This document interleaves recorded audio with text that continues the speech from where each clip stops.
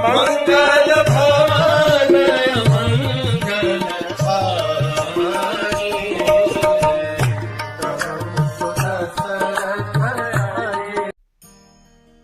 हरे कृष्ण।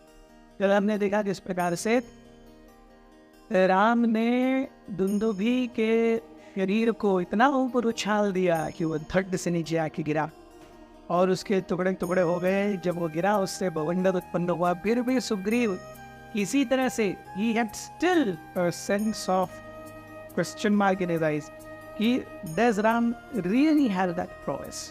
और हमने देखा किस प्रकार से राम ने पूछा सुग्रीव से, ये सुग्रीव मैं क्या करूं जिससे तुम्हें मेरी शक्ति पर विश्वास हो। सुग्रीव ऐसा राम से सुनने पर अपने आप चुपचाप चलने, हर कोई उनके पीछे चलने लगा। अब सबको पता था कि ये जो आखिरी टेस्ट थी ये सबसे हेवी और सबसे टफ होने वाली है। सब ये देख रहे थे कि सुग्रीव अब क्या टेस्ट राम के सामने पुटअप करते हैं और राम उसका सामना कैसे करते हैं। सुग्रीव चलते रहे और एक ऐसी जगह पर आए जहाँ पर 7 बड़े बड़े साल के वृक्ष थे और उनके बीच में जा करके सुग्रीव रुक गए और राम लक्ष्मण हनुमान जी बाकी तीनों नल नील तुर ये सब भी आए और सुग्रीव कहते हैं, हे राम ये जो टेस्ट है, शक्ति प्रदर्शन है, ये जो मैंने वाली को करते हुए देखा है ये अब तक किसी ने नहीं किया। मैंने वाली को ये खुद करते हुए देखा है। ये 7 साल के वृक्ष हैं। वाली क्या करता है, वाली इन और देवर रियली ह्यूज, बड़े बड़े भीम का है, बहुत ऊंचे। सुग्रीव ने कहा ये जो 7 साल के वृक्ष हैं, वाली एक के ऊपर कूदता है और अपने वेट से 1 साल के वृक्ष को झुकाता है, फिर दूसरे साल के वृक्ष के को पकड़ता है, उसको अपनी ओर झुकाता है और अपने पैरों के बीच में दोनों सालों को रखता है, फिर तीसरे की ओर झुकता है और अपनी दोनों हाथों से तीसरे को लेकर के अपने पैरों के बीच में तीसरों को फंसाता है, फिर चौथे को, 5वें को और 6ठे को ऐसे फंसा करके फिर वो उल्टा लटक जाता है और इतना भारी वजन है उसका कि ये 7 साल वृक्ष एक साथ एक ऐसे जैसे छतरी जैसे बनाते हैं वाली के ऊपर और वाली उल्टा लटका हुआ है एंड वाली इज लाइक कंप्लीटली बास्किंग। केवल मेरे पैरों में इतनी ताकत है कि मैं 7 सालों के वृक्ष को तक अपने पैरों के बीच में बांध करके रख सकता हूँ।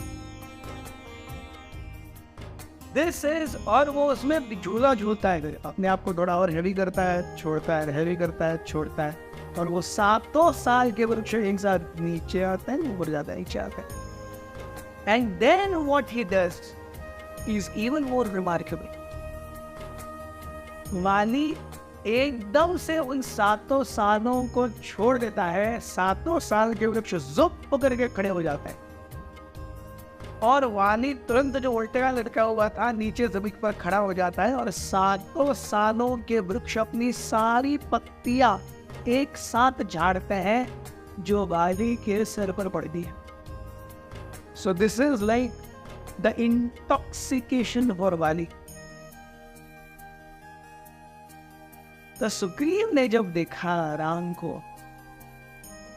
कि हे राम कृपया ये मत समझिए कि मैं आपकी शक्ति पर प्रश्न चिन्ह लगा रहा हूं, कृपया ये मत समझिए कि वाली जो कर सकता है वो शायद कोई और नहीं कर सकता, लेकिन जो मैंने स्वयं वाली को करते हुए देखा है, मैं जानता हूँ वाली कौन है, उसके अंदर क्या शक्ति है। मैंने आपको अब तक अपने शक्ति प्रदर्शन में देखा ही नहीं है, तो मैं कैसे आप पर विश्वास कर पाऊंगा। मेरा यही कहना है, मैं आप पर अविश्वास नहीं जता रहा या आपको कम दिखाने के लिए शक्ति प्रदर्शन नहीं है, just that I want to be convinced, that's it. Sugriva कहने लगे कि अरे अगर वाली 7 सालों के वृक्ष को एक साथ पतझड़ में बदल देता है, अगर आप 1 साल के वृक्ष को भी एक बाण में पूरी तरह से सारी पत्तियां गिरे तो मैं दबा जाऊंगा। इवन इफ, ये सुग्रीव कह रहे हैं, even if you can completely let all the leaves fall from one tree, 1/7 of Vali's capability, I still consider you a worthy opponent to Vali. ये सब सुनते हुए लक्ष्मण स्मित हास्य कर रहे थे। लक्ष्मण मन में सोच रहे थे, अरे ये मच्छर है, अब मच्छर के सामने भगवान को अपनी स्वयं की शक्ति प्रदर्शन करना होगा।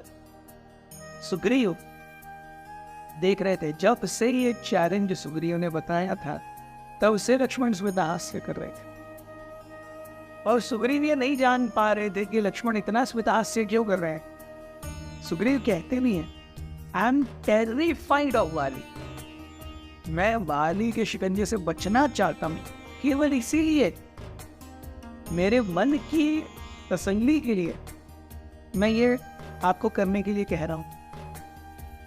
तब राम मंद मुस्काए, उन्होंने वाली की सुग्रीव की छाती पर और पीठ पर अपना हाथ थपथपाया, और वो जो सेंटर था, वो 7 साल के वृक्ष जो थे वो एक गोलाकार रूप में खड़े हुए थे, और इन गोलाकार 7 सालों के बीच में अभी बताया था कि वाली कैसे शक्ति प्रदर्शन करता था, इसके बीच में राम भी थे। राम किसी से कुछ नहीं बोले, वो जो मध्य भाग था उन साल के वृक्षों का, उसमें से निकल के राम एक स्पेसिफिक जगह पर आए। उन्होंने अपना बाण निकाला, अपना धनुष निकाला और प्रत्यंचा चढ़ा करके लंबे पर खींच के छोड़ दी। केवल प्रत्यंचा ही इतनी जोर से गिरी, उसका आवाज इतना भीषण हुआ कि सारे बड़े बड़े वन्य पशु भी आवाज करते हुए, क्रंदन करते हुए भाग रहे थे, अरे क्या हो गया। इसके बाद रघुराम ने उस अपने बाण धनुष को जमीन से समांतर पैरेलल ऐसे ऊपर हाथ उठा करके रखा, एक बाण लिया गोल्डन कलर का, उसके ऊपर लगाया, कुछ प्रार्थनाएं पढ़ने लगे, और प्रार्थना पढ़ने के बाद में रघुराम जहां खड़े थे उनके पैर के पास ही एक बड़ा सा पत्थर का टुकड़ा था।